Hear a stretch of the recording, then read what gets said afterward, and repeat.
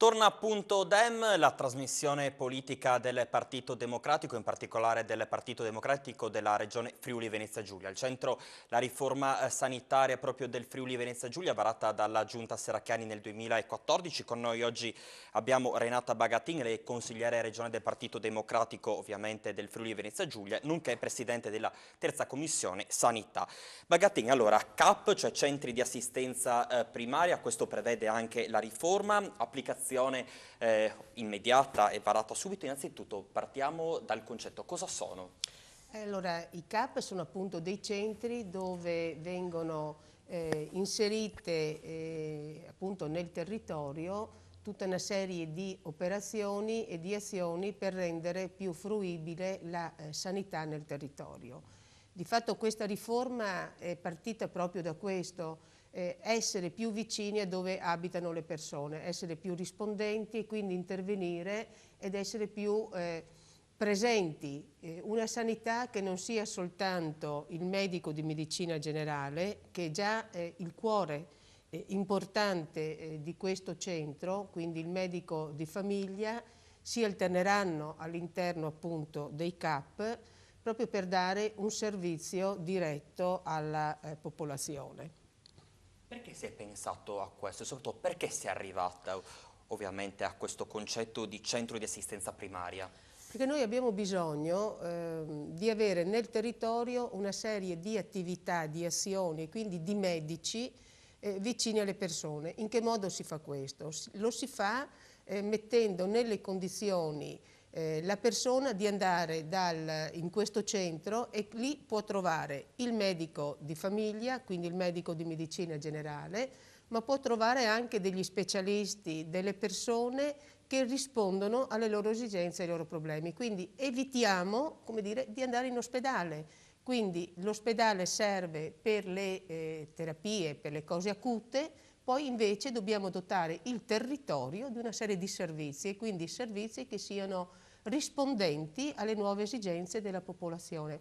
Infatti la filosofia della riforma, ma anche come dire, il pensiero che si è trascinato per la creazione di CAP parte proprio da questo, cioè quello di fare una fotografia della nostra popolazione nel Friuli Venezia Giulia. Noi abbiamo un quarto della popolazione che ha più di 65 anni.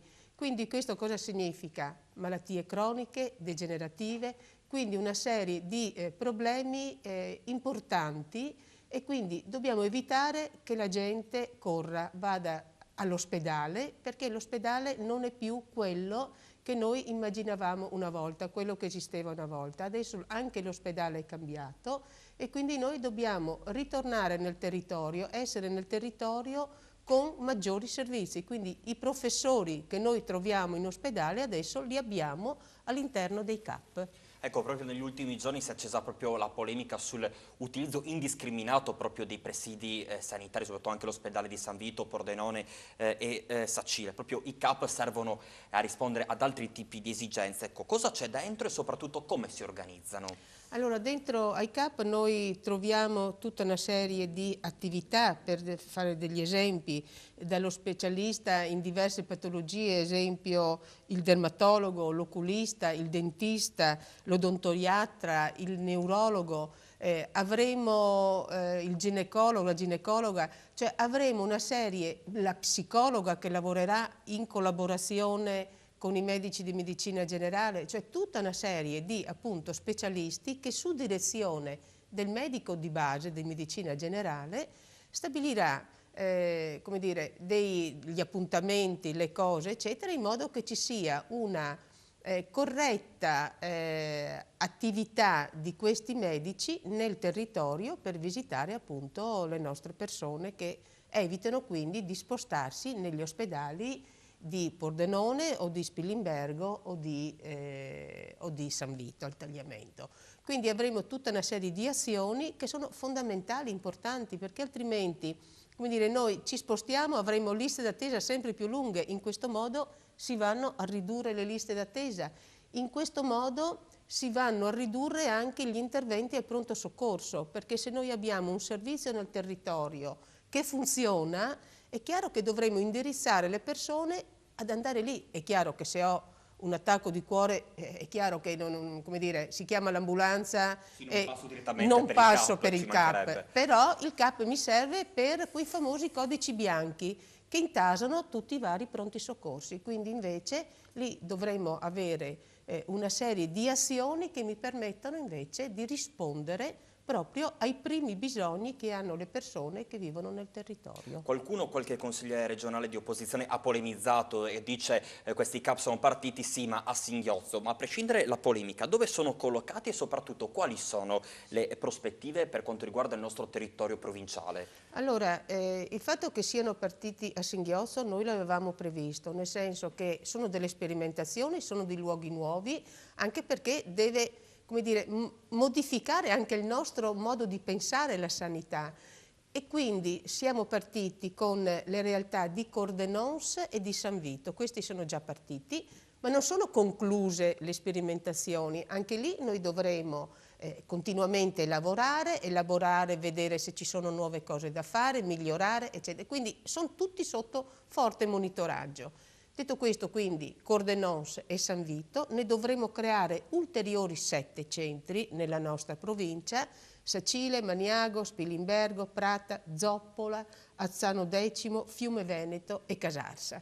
Cioè, come dire, proprio una dimensione nel territorio che sia il più vicino possibile alle persone. Quindi questi sono i luoghi fondamentali e importanti, perché altrimenti noi pensiamo sempre alla sanità e vediamo sanità uguale ospedale, ospedale uguale salute. Bene, ospedale uguale invece terapia acuta, dopodiché deve essere un servizio nel territorio che mi risponda costantemente a tutte le mie esigenze. Quindi il CAP sarà anche il luogo, ad esempio, di una serie di prelievi, una serie di attività, quindi che evitano le code in centro a Pordenone o a San Vito o a Spilimbergo.